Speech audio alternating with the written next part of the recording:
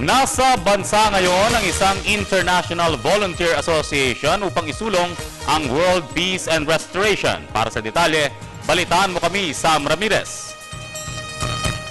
Kasalukuyang nasa bansa si Namhee Kim, ang chairwoman ng Mannam Volunteer Association, isang grupo na nagsusulong ng pandaigdigang kapayapaan.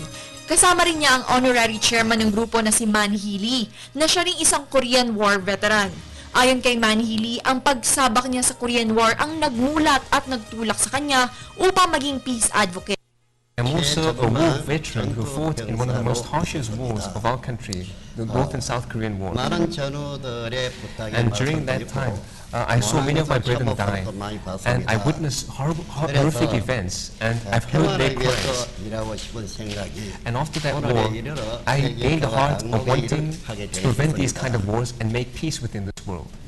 And when actually a war breaks out between a country and another country, it's not the presidents and ministers that go out to fight. We've all been born in the same world, in the same generation, but why is it only that the youth have to go and sacrifice their lives? How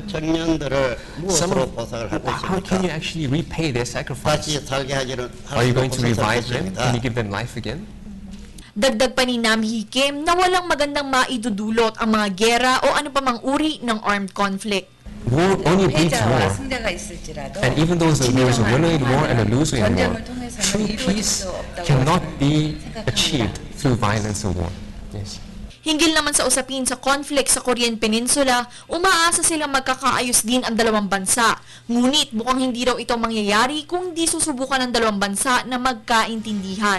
Ayon pa kay Manhee Lee, malayo namang magkaroon ng panibagong pagitan ng dalawang bansa. I believe there's not going to be any war. Because the North at the moment, 6.25 때와 달리 different from the time of the Korean War, 60 years ago, 강대국에 개입하지 아니한다면 이북이 집니다. if they do not fight alongside another country, they will lose to South Korea. 사람의 수도 절반밖에 안 되고 Because the population is less than half of what we have. 돈도 100분의 1도 안 되고 And the economy is actually quite bad at 어떻게 the moment. 이기겠습니까? Positibo si Namhee Kim at Manhee Lee na makakamit din ang pandaigdigang kapayapaan. More sooner than you think. I truly believe that if we gather our strengths and hearts together, world peace could be closer than we actually think. So I would like you all to see this man's heart and his passion for actually achieving peace and joining together.